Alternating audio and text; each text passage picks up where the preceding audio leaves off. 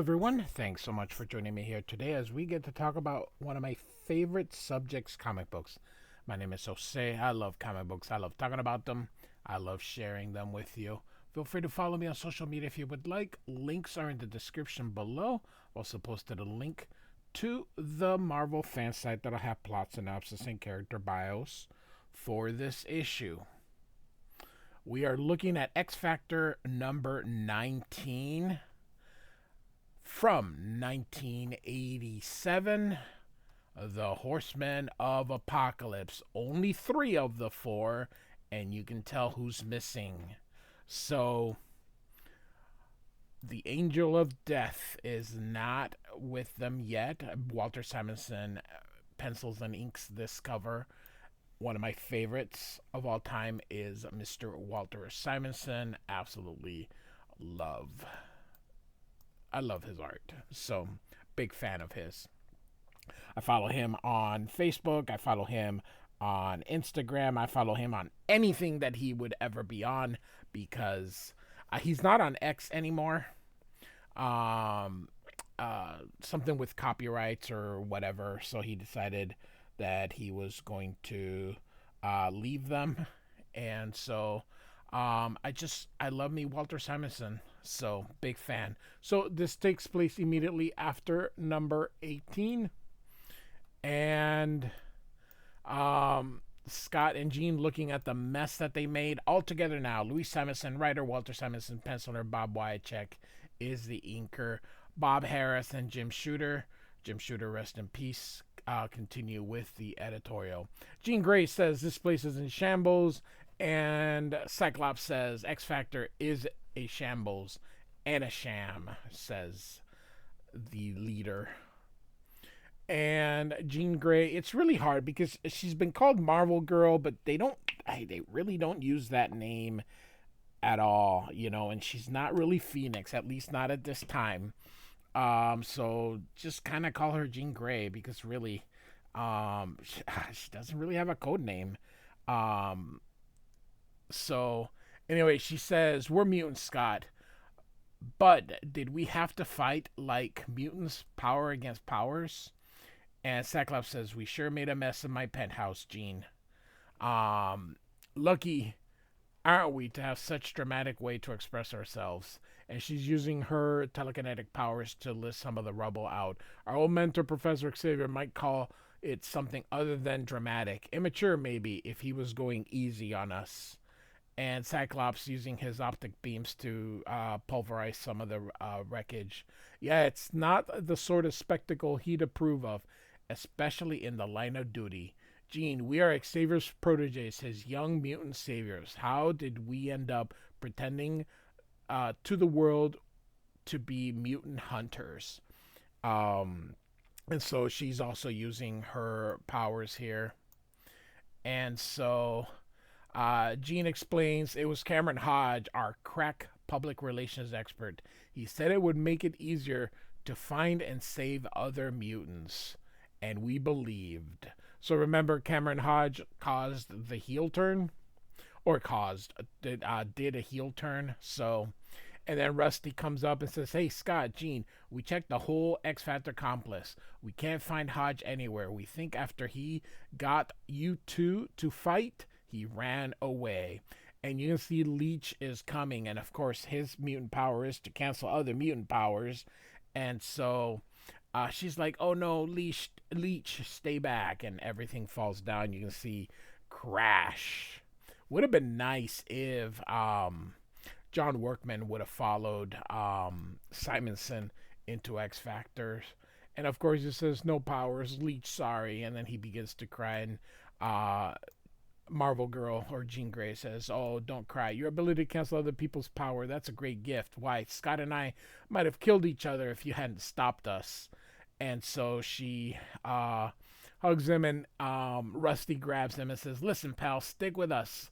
Skids, stick with us and Skids, and we'll show you how to control that gift like these guys did for us. And Skid says, us mutants, we gotta help each other. We're like family, Leech. That's what X Factor's for. And Jean Grey agrees here. Listen, kids, go down and eat. Scott and I want to clean up here. And so they leave, and Rusty says, "Yep, it's all safe now." So, of course, now Cyclops remembers because he's such a jerk that he abandoned his family and believes that his son and Madeline are dead. Of course, we know that's not true, and Madeline will show up in the pages of the X-Men coming up soon. So, by the way, I have a playlist. I'm covering X Factor and X Men, and a couple of mini series. So I have quite a few playlists: an X Men playlist, an X Factor playlist. I have a New Mutants playlist, where I have Chris Claremont's run on New Mutants. And I also have an X Universe playlist where I stick everything together. Everything is done in reading order. So, um, anyway, so, um, he says, I walked out on my family, Gene. My wife and son, they were killed because I wasn't there to protect them. Oh, I lost track of thought. Sorry. And then, of course, his son will return. He is, of course, Cable, but the actual baby, will end up coming back toward the end of Louise Simonson's run. And I couldn't face that. I'd let them die. Better if they'd never existed. Better if you didn't exist. That you were all manifestations of the Phoenix, imitations that weren't real, that couldn't die. Anything but face what I'd done, what I'd become. And so he apologizes and says, I'm sorry. And of course, she's kind of taking it a little hard. Louise Simonson comes from the Chris Claremont school. She was the editor of the X-Men, but she just loves the drama, the whole thing. And says, listen to me, Scott. Maybe guilt drove you to the edge, but Cameron Hodge, X Factor's very own expert at image manipulation, Hodge pushed you over.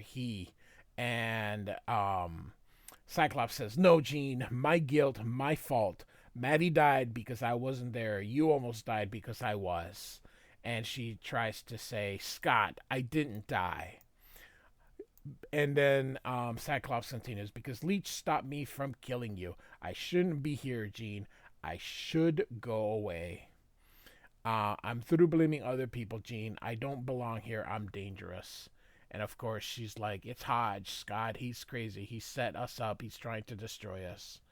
And so Cyclops, you can see him kind of turning away a little bit. I think I must be losing my mind. Hodge is a lunatic. I'm a lunatic. We're all... Gene, I think we should disband. Forget X Factor. Forget the whole thing. And so now we are with the other three. Caliban has sort of replaced Angel. And so they make mention of Iceman's superpowers that were a result of the Thor 377, which I actually have covered.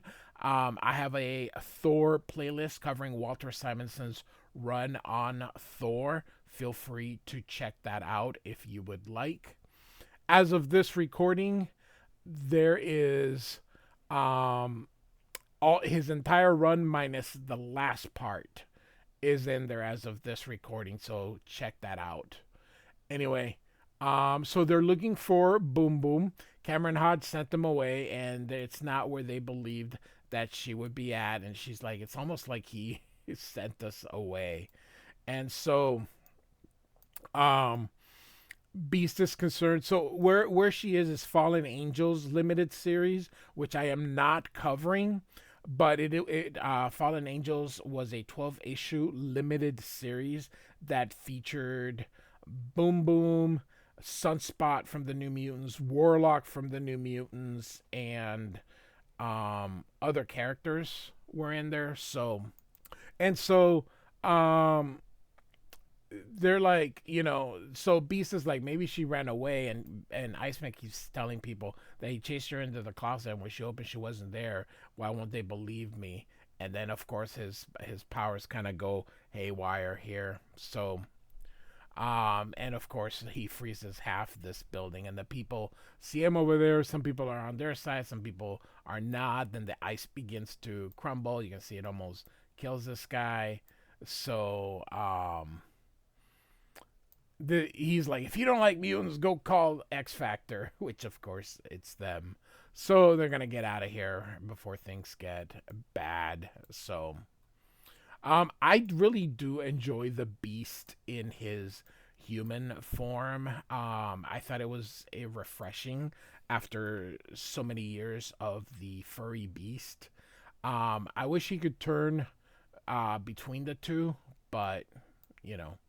And so the newspapers, the press, are in the helicopters following them. And Iceman's like, why? How come they keep following us? And he's like, because you're leaving a trail of ice. So he decides to kind of go down a little bit. By the way, this would actually be kind of irresponsible because these things would melt and hit people. So, unknowns to them, the apocalypse is watching them. And he goes, the vaunted mutant hunters have become the hunted. And so we've got 3 of the 4 here. We've got war, we've got famine, and we have pestilence. So he's a former soldier who was paralyzed. She is young, probably 19, 20 years old, and very frail, very thin. And then Pestilence is old, an old lady here. And so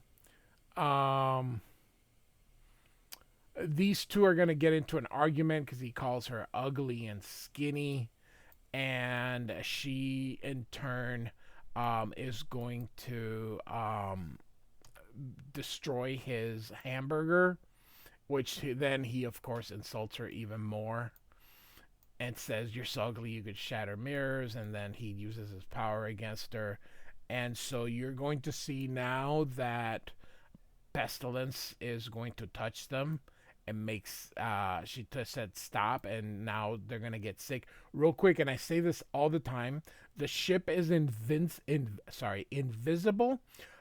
but this is how you can tell that the ship is invisible by this here, because it's floating on top of, I think this is supposed to be Central Park, which is not that big.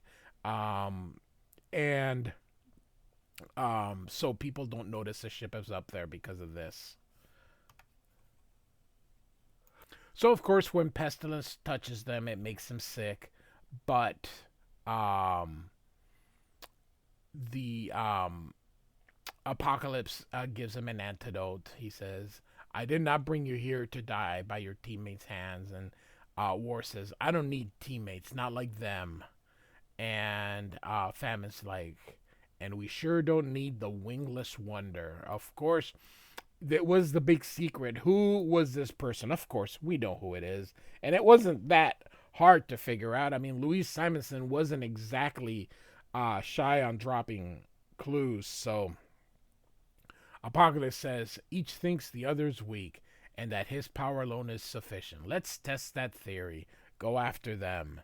Ride your beast. Defeat X Factor if you can.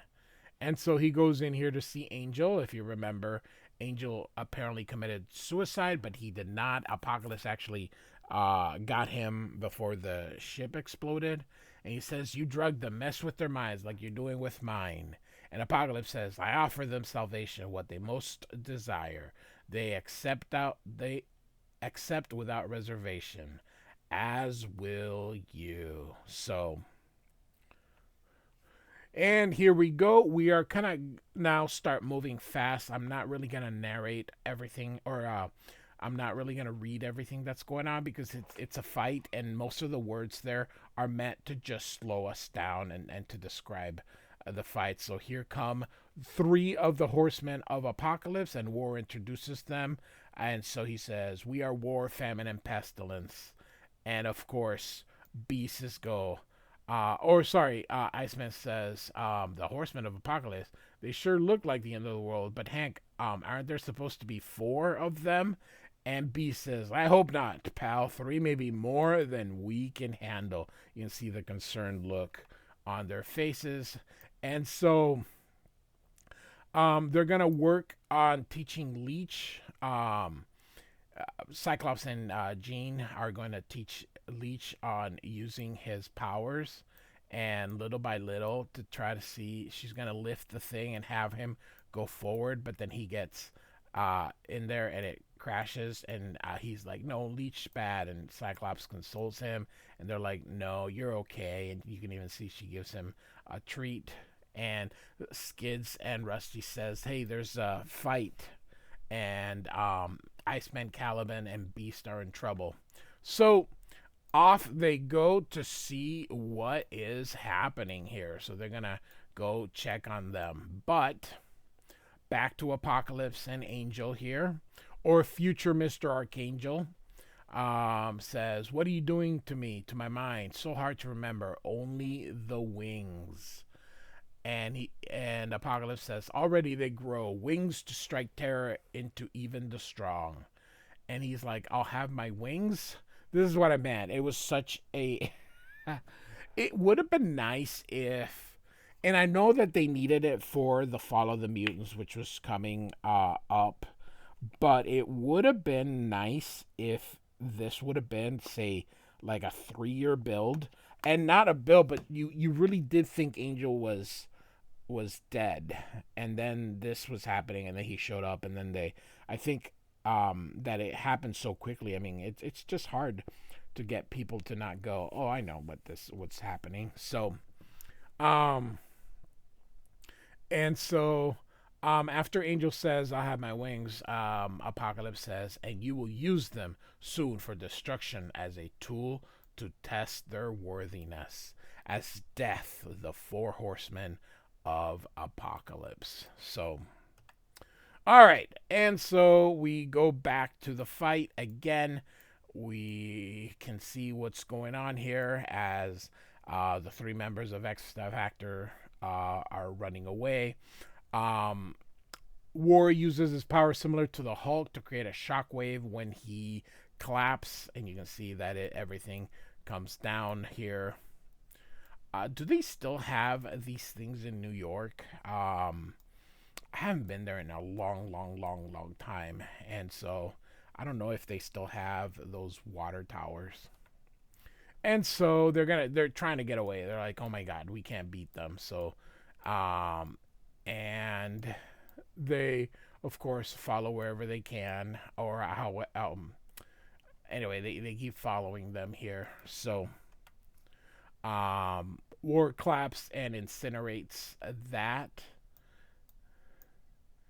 and Caliban and Iceman fall into Central Park, and then Famine is going to use her power here and basically disintegrates the tree.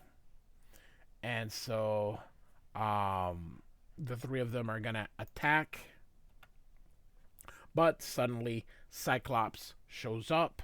Oh, look, they are still calling her Marvel Girl.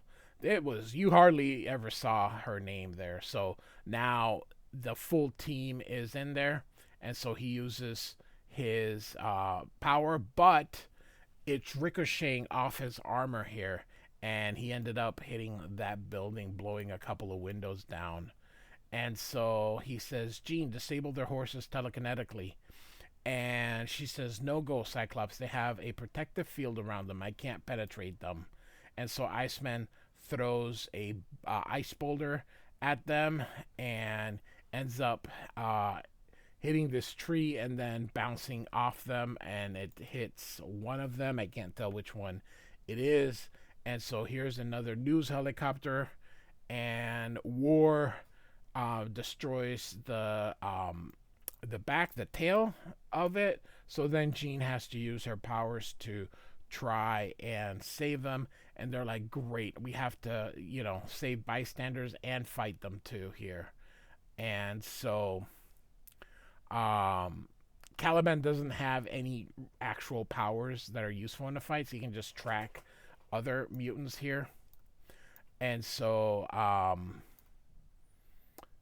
here we go as they kind of hit her, and his optic blast ends up ricocheting and hitting Jean Grey. And of course, he calls her out and says, "Okay, just grazed my side, Scott. I'm okay." Man, they keep using their names like in. It's hard to keep up a secret identity when you're constantly using the name. And so here comes one of them, and so Beast uh, hits her, and oh, it's Pestilence here. So she touches him, and Beast falls sick, and he's like, "Oh, Pestilence carries plagues. Who knows what plagues?" Um, Iceman is gonna use like an ice shield to protect everybody, and Caliban says the Beast burns with fever. Cyclops, he's looking as though he might be dying. And so Jean rips up this tree and sends it to Pestilence here, who falls down. And so as she runs away, she starts touching people, and they all start dropping dead from her power. And so he says, "Freeze everything." Cyclops does. So if Jean's like, he can't, but they're like, he has to.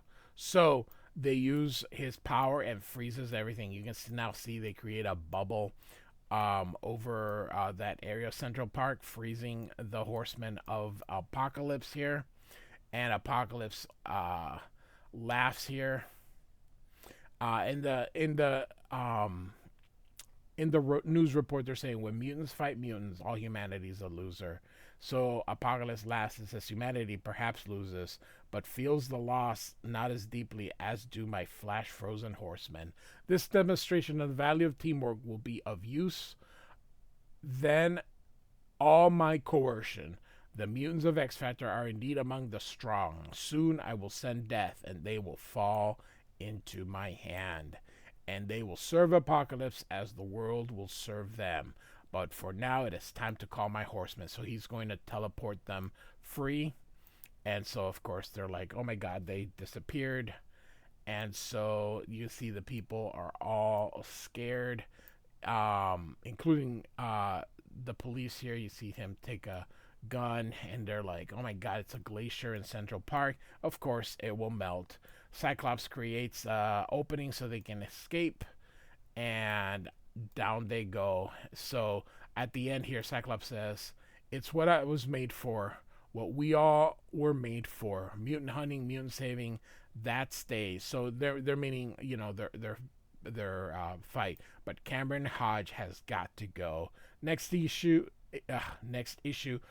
Iceman frozen, the Beast burning with fever, Central Park a mess, how to make it all right, the Children's Crusade. So X Factor number 19 by Louise and Walter Simonson.